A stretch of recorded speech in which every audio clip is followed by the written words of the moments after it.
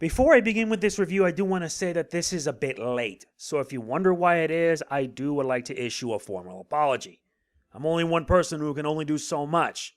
Your support really does matter. Anyway, I'm Mega Man NG and I welcome you guys to another Power Rangers Dino Fury episode review. The reason why there was no review last week was because of the Kids' Choice Awards. AKA, dull surprise, SpongeBob won again. I don't care. This week we're going to be talking about episode 4, New Recruits. So here's the deal, I'll provide a summary as well as some of the details. Thankfully, there isn't much because the only advice I can give you is watch the episode for yourself. You'll like it, trust me. Let's begin. Void Knight builds a new general in the hopes of raising morale and finding the Sporix. Meanwhile, Zayto is ready to apply for a job as a reporter. But he's not the only one wanting the gig. A team named Javi is assigned to get info on a strange gemstone, while Zayto interviews a well-known star athlete. Everything comes to a head when Void Knight's forces attack. With the stone up for grabs, who will get it first? The Rangers or Void Knight's entourage of misfits? Yeah, I kind of prefer that be appropriate because, let's just say, I feel honestly Void Knight isn't really that threatening as a villain. Anyway, new episode, new review. Like I said in the beginning, there wasn't a review last week because of Nick had their usual Kids' Choice Awards garbage. It's just propaganda for SpongeBob to win again. And by that point, I stopped giving a damn about Nickelodeon because I no longer watch them after what they did to Rise. Anyway, we have ourselves a lot of debuts here. First up, and this is actually one of the negatives that I have with this, the opening is now updated to reveal all 5 Dino Fury Rangers. Honestly, I wish it stuck with the 3 Rangers instead, because it would have helped surprise viewers on who else is joining in. That I feel is the only negative that I have with the episode. In addition, we get some debuts. First up are the brother-sister duo of Javi and Izzy Garcia. Javi's portrayed by Chance Perez, and Izzy's played by Tessa.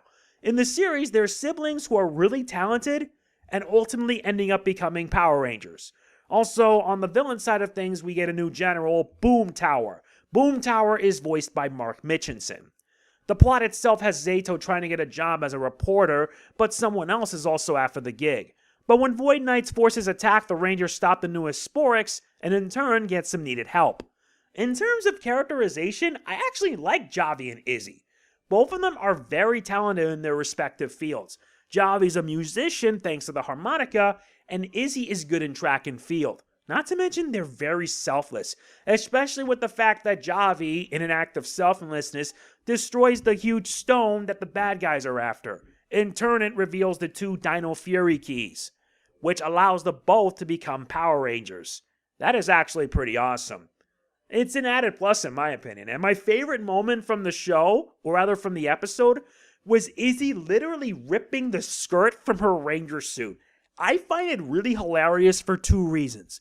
One, because it stays true to Izzy's character, which basically not liking skirts and whatnot. And 2, it's also a nod on how many Sentai seasons had like 4 guys and a girl, but when they get adapted into Power Rangers, they always have it be 3 guys and 2 girls. I'm not calling sexism or anything like that, but I find it all to be a little baffling. It could be because the fact that Saban and whatnot, or many of them behind the show, wanted to keep things pretty balanced and not have it be unfair.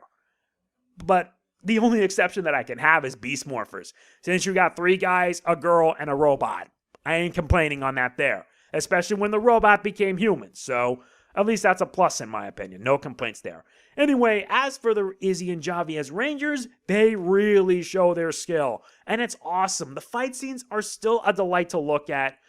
But even though this is episode 4, I wish we got some unmorphed fights. Because I like how there needs to be like a balance between unmorphed fights, morphed fights, and the fight choreography is still just as good.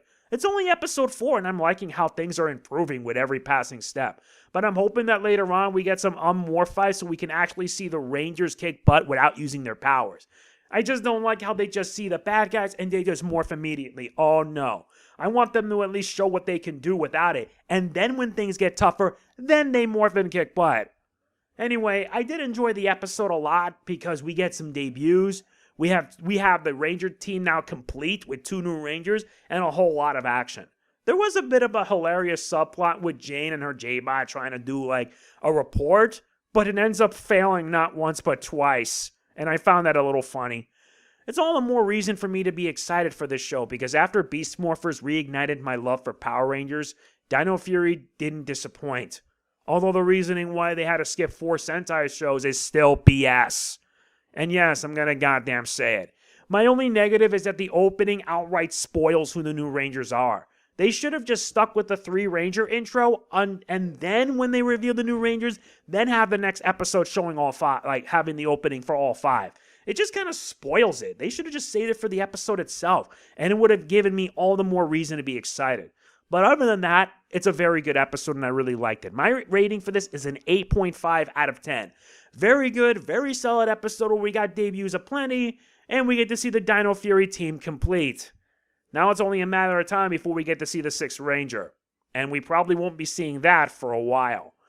So I gotta ask, what do you guys think of the episode? Was it good? Was it bad? Let me know what you think in the comments. That's going to be it for this review. It's not a long one because I'm in a rush just to get this up, and I'm rendering more Persona 5 Strikers. Then I got to get ready for my stream tonight for Monster Hunter World, so look forward to that. If you enjoyed, please be sure to hit the like button. It means a lot to me. Do not forget to like, comment, share, subscribe, and click the bell. I will see you guys next time. This is Mega Man NG signing off. Peace out. Ryu, so cool!